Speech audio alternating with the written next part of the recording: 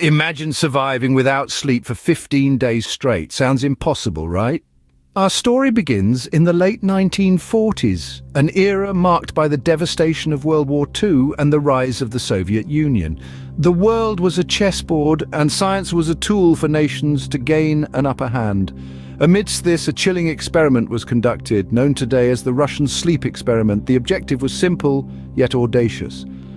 Could a human remain awake for 15 consecutive days? And if so, what would be the psychological and physiological effects?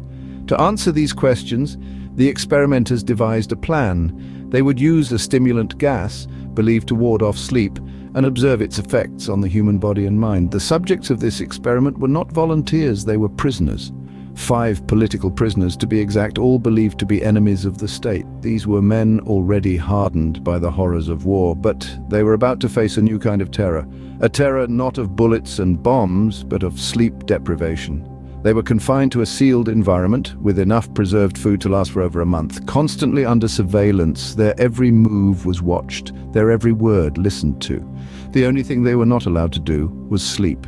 As the experiment commenced, the subjects were relatively calm, perhaps unaware of the ordeal they were about to endure. The first few days were uneventful, with the prisoners behaving normally, but as the hours turned into days and the days into a week, their behavior began to change.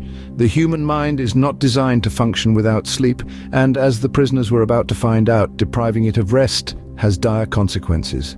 The experiment was simple, no sleep for 15 days, but the results were anything but simple. The stage was set for one of the most disturbing psychological experiments in history, a chilling exploration of the human mind's resilience, or lack thereof, to extreme sleep deprivation. Cue the start of the experiment. The subjects were locked in a chamber with the promise of freedom if they succeeded. It was an experiment like no other. 5 men, all volunteers, were sealed within an environment designed to test the limits of the human mind and body. The chamber was not a typical room, but a controlled environment where every variable could be manipulated to the whim of the experimenters.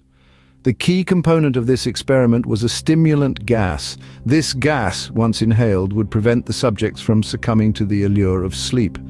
A continuous stream of this gas was pumped into the chamber, keeping them alert and awake. It was a powerful tool, one that would push the boundaries of human endurance. In the initial stages, the subjects adapted remarkably well. They chatted amongst themselves, played cards, and even managed to maintain a sense of camaraderie despite the unusual circumstances. It was as if they were on an adventurous camping trip, albeit one with a sinister undertone. The experimenters observed the subjects closely, taking notes on their behavior, their conversations, their moods. Initially, the subjects' reactions were not out of the ordinary. They were alert, active, and engaged, showing no signs of distress or discomfort. The gas seemed to be working as intended. But as the hours turned into days, subtle changes began to manifest. Their conversations grew less frequent, their movements slowed, and a sense of restlessness pervaded the chamber. It was as if an invisible tension had descended upon them, a tension that grew with each passing hour. Yet, they pressed on, motivated by the promise of freedom that awaited them on the other side. The experimenters, too, pressed on, spurred by a morbid curiosity and a desire to push the boundaries of scientific understanding. They watched, they noted, they analyzed, all the while oblivious to the storm that was brewing within the chamber. As days passed, things took a turn for the worse. And the experiment, once a controlled study, began to unravel into a spectacle of human resilience and torment. By day 5, the subjects started to show signs of severe sleep deprivation. The once ordinary men, now subjects of an experiment, began to exhibit alarming changes. Their physical health started to deteriorate, with dark circles under their eyes and a gaunt, haggard look on their faces. Their skin took on a sallow pallor and their movements became slow and sluggish. But it was their psychological state that proved more unsettling. The lack of sleep had begun to wear down the barriers of their minds. Their speech became disjointed and incoherent, punctuated by moments of manic energy. They began to speak in whispers, as if sharing secrets with unseen listeners. As the days wore on, their behavior became more erratic. They developed symptoms of paranoia, believing that they were being watched or that someone was out to get them. They would huddle in corners, whispering amongst themselves, their eyes darting around the room in fear. Hallucinations set in, further blurring the line between reality and fantasy. They reported seeing shadows move, hearing voices that weren't there, and feeling invisible hands touch them. Their reality was distorted, twisted into a nightmarish landscape by their sleep-starved minds. Their personalities underwent extreme changes. The mild-mannered became aggressive, the introverted became overly talkative, and the rational became delusional. It was as if the lack of sleep had stripped them of their individual identities and left behind unrecognizable husks. But the most disturbing part was the laughter. The subjects would often burst into fits of uncontrollable laughter, their eyes wide and wild. It was as if they found some perverse pleasure in their worsening condition, a cruel joke that only they were privy to. The subjects were no longer themselves. They were trapped in a sleepless nightmare, their minds crumbling under the strain. They were losing their grip on their sanity, their humanity slipping away bit by bit. By the 10th day, the subjects had descended into madness. The line between reality and the terrifying landscape of their minds had been completely erased. They were lost, adrift in a sea of hallucinations, paranoia, and insanity. After 15 days, the researchers finally opened the chamber, only to reveal a sight of pure horror. The subjects, once healthy and robust, were now barely recognizable. Their bodies were marked with gruesome signs of self-inflicted harm. They had torn at their own flesh, leaving open wounds that were horrifying to behold. Despite the severity of their injuries, they seemed to be oblivious to their own pain.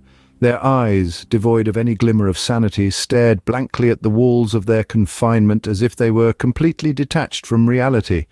The chamber had turned into a nightmarish scene, a grotesque tableau of human suffering and despair. But perhaps the most chilling part of the ordeal was not the physical state of the subjects, but their psychological state. Despite their appalling condition, they expressed a deep, unsettling aversion to leaving the chamber. They had grown to despise the idea of liberation, a sentiment that sent shivers down the spines of even the most hardened researchers.